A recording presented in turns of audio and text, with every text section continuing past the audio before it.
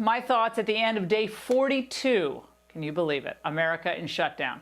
Now, many of you are probably feeling kind of like I'm feeling. It's a weird feeling, isn't it? I mean, it's horrible. You feel like all the people who suffered out there.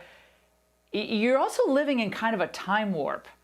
Because you think back, like in the pre-COVID days, seems like kind of a long time ago in a way, you could do things like drive to visit your friends, or maybe stop in to see your parents or a relative. You might have dropped your child off at school, or you could go out on a Saturday night, maybe go to a ball game, maybe go to dinner.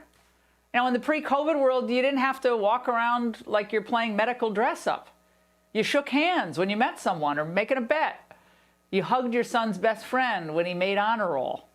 You shook hands when you met someone for the first time, just what you did. You went to church. Maybe you even planned a fun summer getaway. You were making decent money. But 6 weeks after most of us lost a lot of these freedoms, this is where things stand in our most populous state. Well, folks there seem to have had enough of the lockdown. I'm talking California. Their numbers, well, this is where they are. They've lost 1,776 of their citizens to COVID. In a state of 40 million, that's nearly 45 people per million. Now, compared to 1,145 per million in New York, think of that differential. That's reported 22,500 deaths, by the way, in New York, despite having half the population of the Golden State. Now, you talk about deaths and it gets very sterile and like it doesn't mean anything. Of course, every death is tragic. Every life is irreplaceable. That goes without saying. But California, by comparison to a lot of other states, especially New Jersey, New York, is doing far better with about 1/20th of the COVID deaths of the Empire State. Again, people are seeing this. They're not dumb. The data doesn't lie. The data is what the data is. So this is what the beaches looked like in California this weekend. Well, Governor Newsom was some kind of unhappy. The images we saw over the weekend, the images down in Orange County and Ventura County on our beaches. Those images are an example of what not to see, people what not to do if we're going to make the meaningful progress that we've made in the last few weeks extend into the next number of weeks. Well, you're getting the sense that a lot of people are just starting to tune him and a lot of other blue state politicians out as well. Well, there were protests in Las Vegas. A massive caravan of people showed up on the Strip there. And with the sun shining, cabin fever hitting, more and more Americans just want to get on with their lives. They want to do it safely, but they have to get on with their lives. Of course, the media, they're there lying in wait. You get the sense that some might be ghoulishly watching to see if states like Georgia, remember, Georgia opened first, whether they show a major uptick in hospitalizations due to COVID.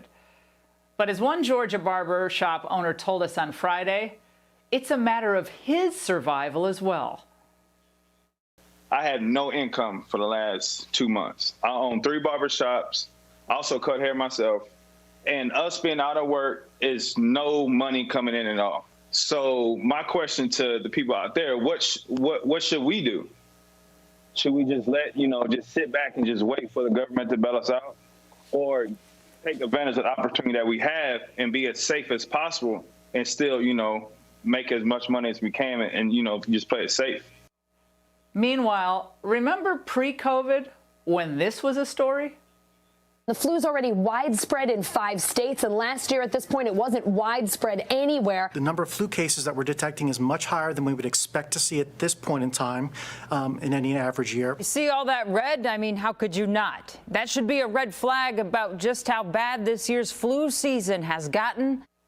And back in early January, before he became a global superstar, Dr. Anthony Fauci told CNN that this flu season was on track to be as severe as the 2017-2018 season, which was the deadliest in more than 4 decades. He said the initial indicators indicate it's not going to be a good season. This is going to be a bad season.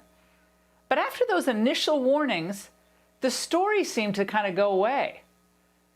This despite the fact that we know that at least 169 children have died this flu season. That's only second to the 188 who died during that 2017-2018 season. At least 3 children have died due to COVID. Now look at these graphs from early this year. This is some of the map there. Week after week, the mortality numbers in influenza pneumonia, they call it PNI, were climbing. Despite all this, though, civilization didn't grind to a halt. Schools didn't close. We didn't even talk about it.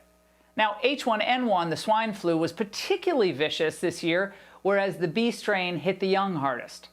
Now, look at this graph of just how bad the flu season was. Look at where it went up. You can see in the graph that red as it goes up, and it goes up toward, the end of the of week 16, which is in April. But it actually went up to epidemic levels a little bit over that white line before you would imagine those COVID deaths were actually counted. It was a nasty season. So it qualified as a national epidemic week after week, or close to it. Now, COVID is not the flu. We're not saying that. It's a lot more contagious, and it's new.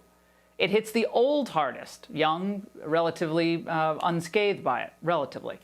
And according to researchers, there are as many as 33 mutations to COVID-19. Yet the COVID mortality rate, we now know, because now we have the data, is a fraction of what a lot of the professionals, the experts, told us it would be. Well, it's inconvenient truths like that that led doctors Erickson and Masihi, who join us in moments, to produce a video calling for California to be reopened. 0.03 chance of dying from COVID in the state of California.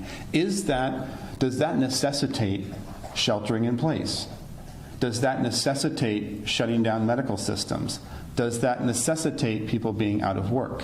When you're a little child crawling on the ground, putting stuff in your mouth, viruses and bacteria come in, you form an antigen-antibody complex. This is how your immune system is built. You don't take a small child, put them in bubble wrap in a room and say, go have a healthy immune system. They also say they're hearing from doctors discussing the possibility that there is a confluence of deaths being reported. When someone dies in this country right now, they're not talking about the high blood pressure, the diabetes, the stroke. They say, did they die from COVID? We've been to hundreds of autopsies. You don't talk about one thing. You talk about comorbidities. ER doctors now, my friends that I talk to say, it's interesting. When I'm writing up my death report, I'm being pressured to add COVID. Why is that? And then they came to this conclusion. Something else is going on here. This is not about science, and it's not even about COVID.